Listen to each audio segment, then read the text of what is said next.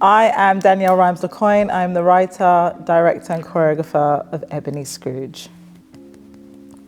My name is Leah Hill. I am playing Ebony Scrooge.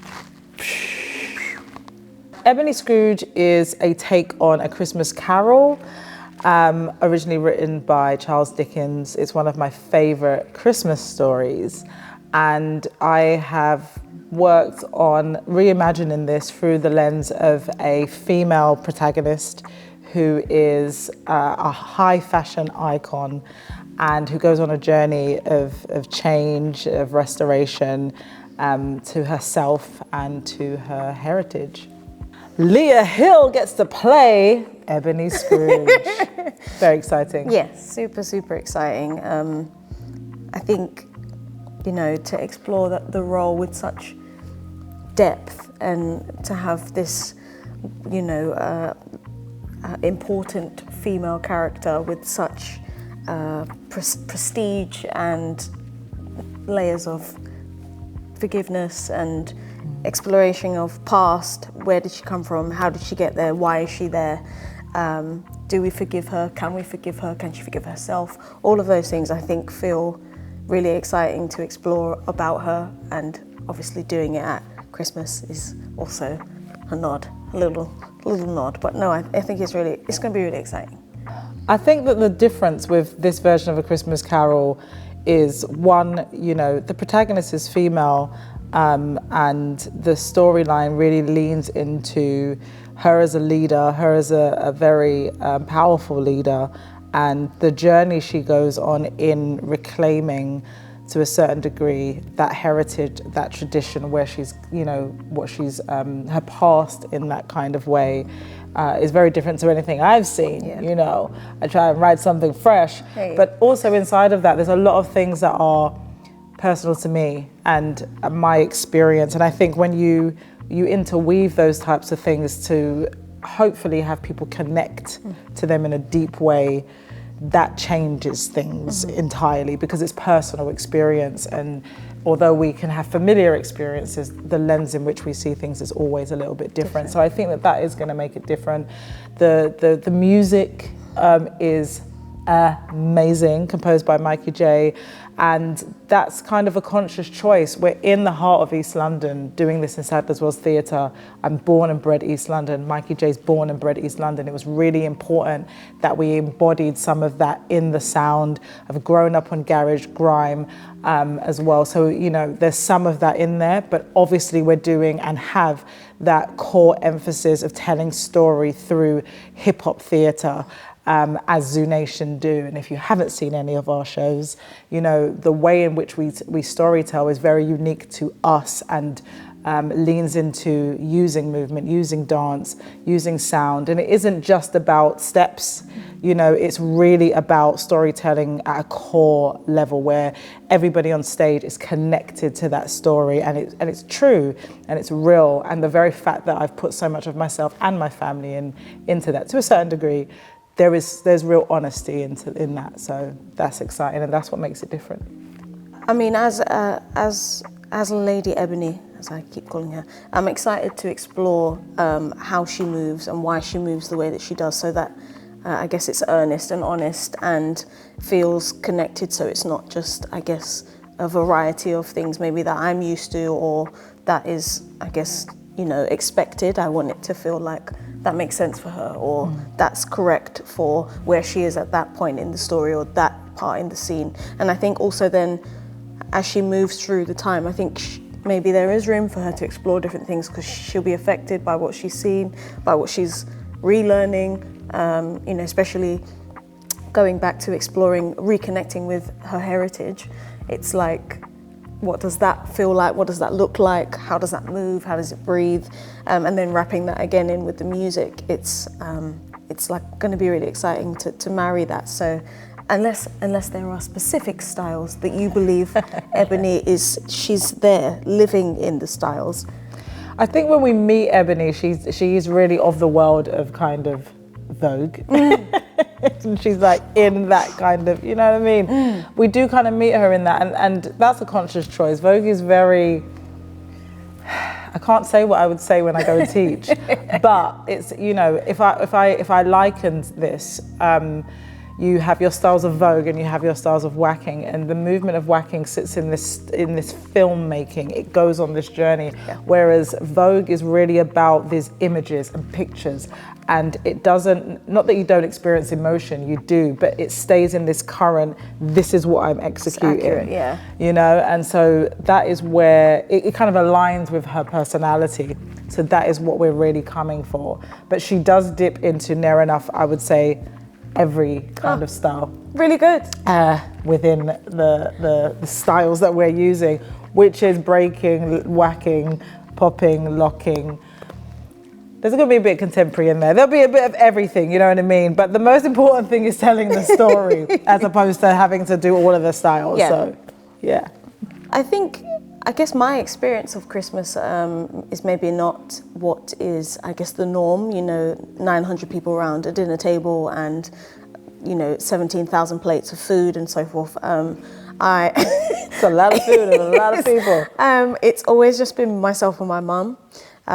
So, you know, when I was younger, you know, my mum would sometimes have to work on Christmas Day, and she'd leave gifts around the house for me to find while she was out, so I wasn't just like waiting and so forth. So my sort of experience of Christmas for me is my mum, and our traditions that we've made together that maybe are not, I guess, generic to maybe what our social understanding is of Christmas. I do think it can represent joy. I think it can represent family, gathering. I tend to find that, you know, if I feel like a lot of forgiveness, I think, takes place at Christmas, you know, for those who you've maybe squabbled with in the year, or, you know, you didn't get this person such and such on that day or whatever it is. You see them on Christmas Day, you say, it's good to see you, Merry Christmas, and it's all fine. But it's a lot of food to me. We would eat 9 million things. Caribbean food for me is definitely a part of my Christmas.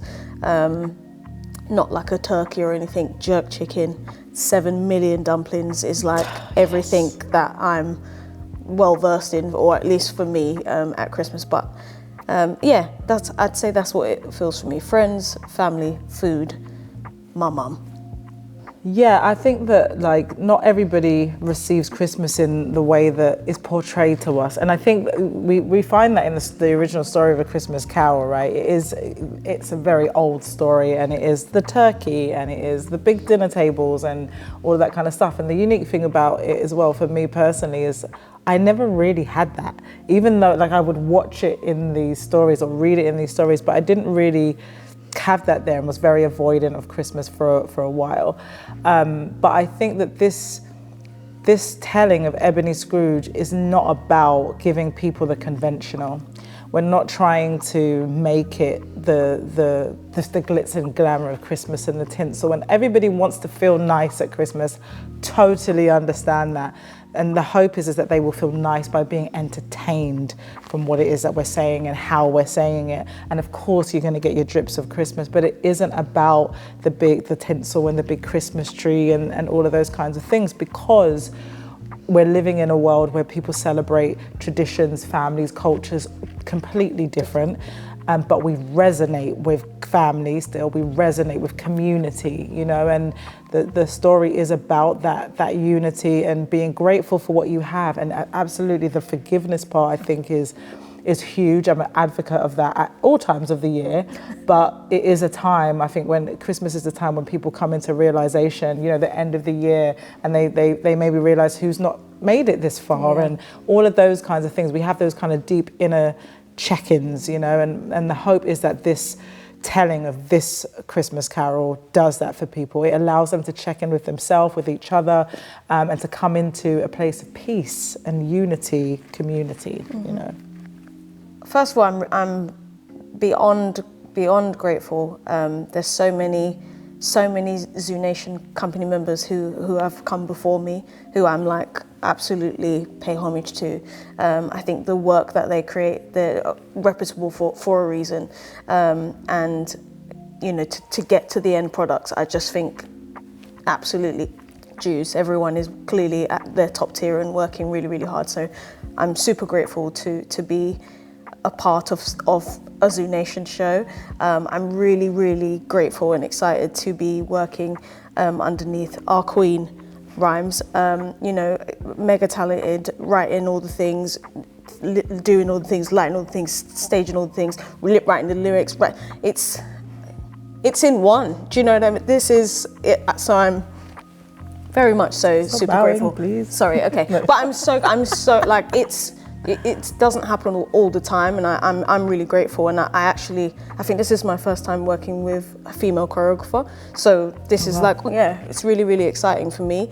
I am looking forward to growing, to learning about myself, to challenging myself, to train, to lead by example, to be a part of a community, to be a part of a company, to perform. And I want to do Ebony justice. I want Rhimes' story to penetrate audiences, and I'm grateful for the opportunity to get to do that.